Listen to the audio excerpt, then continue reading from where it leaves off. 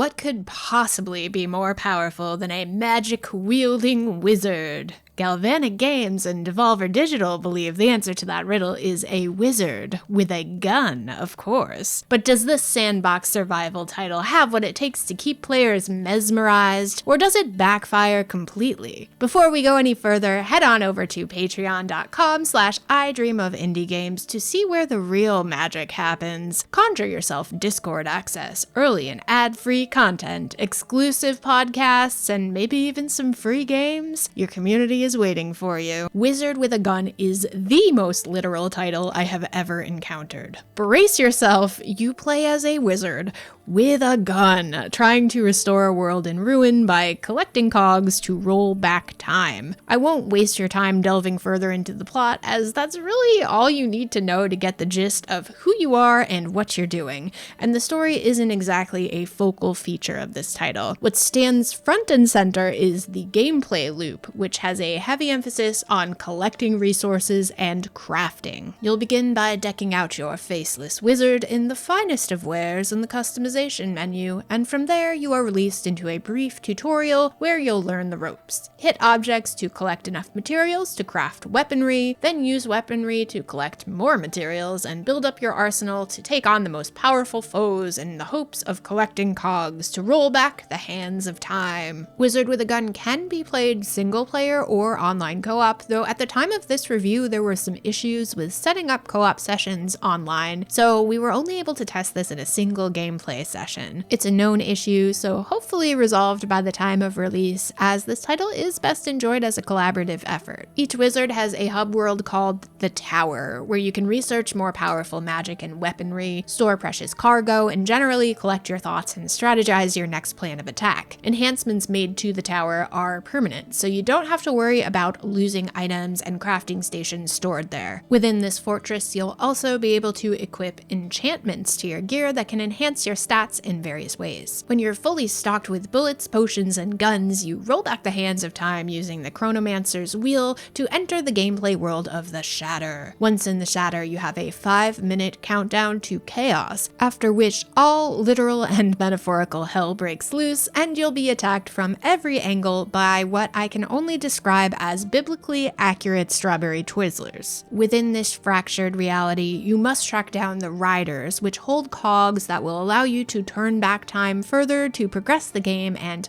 hopefully, save the world. No pressure. If you manage to collect a cog or other valuable resources in the Shatter, your best bet is to floor it to the exit portal to return to the tower, otherwise you run the risk of losing everything. That's right, if you lose your life in the Shatter, you return to the tower empty-handed. All of the ammo and potions you used in your attempts will still be depleted, and without any of the resources you gathered, you are essentially back to square one. Unfortunately, some valuable items can only be acquired after chaos sets in, so it may be in your best interest to stick around at least for a little while to see what you can find. Now, if you do manage to find success in the Shatter, take on the Guardians of the Cogs and bring your spoils home, you'll be rewarded with a new area to explore featuring different types of resources, enemies, structures, and materials. Oh, but don't forget about the bosses within the confines of the 5-minute Doom timer. You'll need to find where the boss is hiding out, take on their guardians, enter their domain with hopefully enough firepower and potions in order to collect the final cog you'll need to progress. If this sounds like a big ask, that's because it is. Finding and defeating bosses does not come easy and will require a fair bit of collecting and grinding through the same areas over and over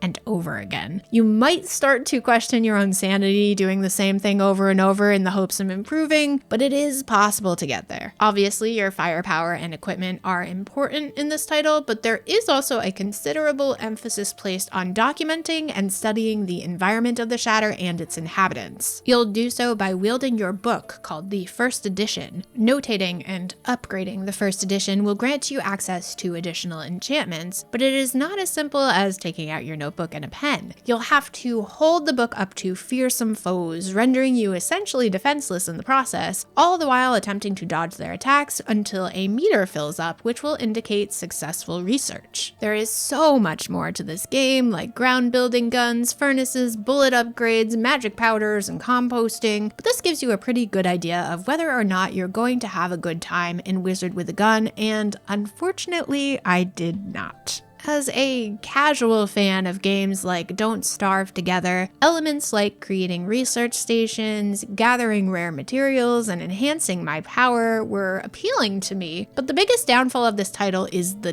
Doom timer. For a game with such a heavy emphasis on exploration, it's difficult to do so with any sort of success when the world is about to end at any moment. This means that, more often than not, you're going to end up running away from danger in the hopes of salvaging some valuable finds rather than risking it all. Honestly, while I see the purpose of the timer, I do wish there was more of a sandbox mode that could be toggled on that would allow you to explore at your leisure, because it's quite easy to become frustrated at your slow progress due to the pressure placed on you from that timer. It took a lot of the fun out of this title for me, and it feels like a way to pad the length of the game by making progress feel painfully slow and arduous. Despite the pressure placed on you by that timer, pretty much everything else in the game is slow. Researching creatures and items with the first edition is slow. Your run is slow. Your furnace is painfully slow. It's an odd combination that ultimately makes you feel like you're running through molasses on a deadline. Nothing, and I mean nothing, feels worse than returning to the tower empty-handed and having to start a run from scratch. There's a lot of retreading and retreading here, and I think that lack of tangible progress is going to turn a lot of folks off. Honestly, the saving grace of Wizard with a Gun is the visual and audio design. Cutscenes are gorgeously drawn, and the graphical style will look familiar to those who have played other Galvanic Games titles, like Some Distant Memory, even down to the color palette. There's some creative enemy designs and environmental elements that make it visually pleasing despite some frame rate hiccups. These hitches would occur every so often, and while jarring to say the least, they didn't happen all that frequently. For me, it was the soundtrack that kept me going. The dynamic songs that changed based on location and circumstances are the most rewarding aspect of the entire experience. It's mysterious and captivating with sparse acoustic guitars, epic drum beats, and rousing keyboard lines. Nice touches like different notes being strummed as you highlight menu options truly adds to the overall atmosphere. While I certainly won't be off to see the Wizard again anytime soon, I do think this experience could be improved upon with some additions like a sandbox mode to turn the timer off and explore, and ways to expedite the slower points of the game like the furnace and composting. Until then, the magic of Wizard with a Gun is lost on me.